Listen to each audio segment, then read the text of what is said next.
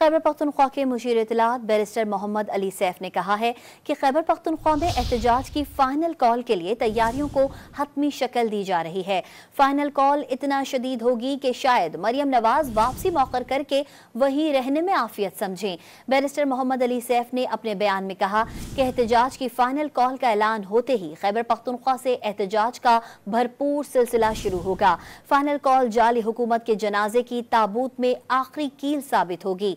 बताया कि वजीर आला अली अमीन गंडापुर खुद तमाम तैयारियों की निगरानी कर रहे हैं और सिर्फ बानी पीटीआई की फाइनल कॉल का इंतजार है। फाइनल कॉल इतना शदीद होगी कि शायद मरियम नवाज वापसी मौखर करके वहीं रहने में आफियत समझें। बैरिस्टर मोहम्मद अली सैफ ने अपने बयान में कहा कि एहतजाज की फाइनल कॉल का ऐलान होते ही खैबर पख्तूनख्वा से एहतजाज का भरपूर सिलसिला शुरू होगा। फाइनल कॉल जाली हुकूमत के जनाजे की ताबूत में आखिरी कील साबित होगी। बताया कि वजीर आला अली अमीन गंडापुर खुद तमाम तैयारियों की निगरानी कर रहे हैं और सिर्फ बानी पीटीआई की फाइनल कॉल का इंतजार है।